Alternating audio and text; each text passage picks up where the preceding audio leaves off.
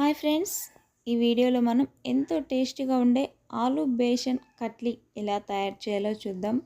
వాటి కోసం ఉడకబెట్టిన 2 బంగాళదుంపలు తీసుకున్నాను. ముందుగా బంగాళదుంపల్ని సన్నగా తురిమి పక్కన పెట్టుకోవాలి.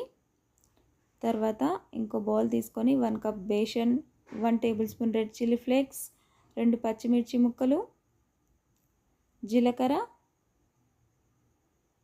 టేస్ట్కి సరిపడా సాల్ట్, 1 టేబుల్ స్పూన్ ధనియా పౌడర్, హాఫ్ టేబుల్ స్పూన్ పసుపు అన్నీ బాగా కలుపుకోవాలి. తర్వాత ఇందులోకి 2 కప్స్ వాటర్ యాడ్ చేసుకోవాలి. మనం ఏ కప్పుతో అయితే బేసన్ తీసుకున్నామో ఆ కప్పుతోనే 2 కప్స్ వాటర్ తీసుకొని బాగా కలపాలి.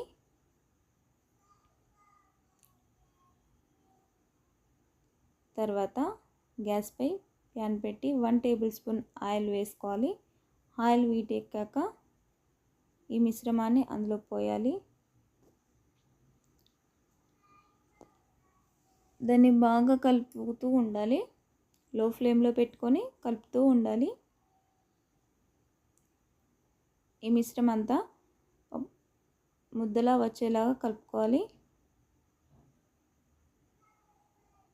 తర్వాత ముందుగా మనం తురిమి పెట్టుకున్న బంగాళదుంప పేస్ట్ని ఇందులో వేసుకోవాలి. కొత్తిమీర కూడా యాడ్ చేసుకోవాలి. ఇదంతా బాగా మిక్స్ అయ్యే వరకు మెల్లగా కలుపుతూ ఉండాలి. మొత్తం ఇలా ముద్దల అయ్యే వరకు లో ఫ్లేమ్లో పెట్టుకొని కలుపుకోవాలి.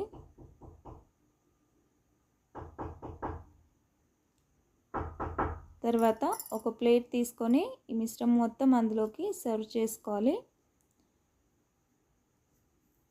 ఇది మొత్తం ఒక 10 మినిట్స్ ఆరనివ్వాలి. ఆరనిచ్చిన తర్వాత ఇలా ముక్కలుగా కట్ చేసుకోవాలి.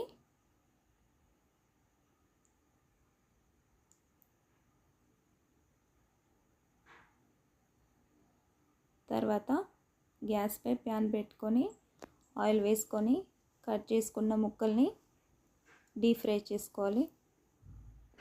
మీడియం ఫ్లేమ్లో 2-3 మినిట్స్ డీప్ ఫ్రై చేసుకుంటే సరిపోతుంది.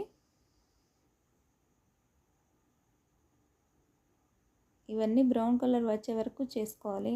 అంతే, ఎంతో రుచికరమైన ఆలు బేసన్ కట్లీ రెడీ.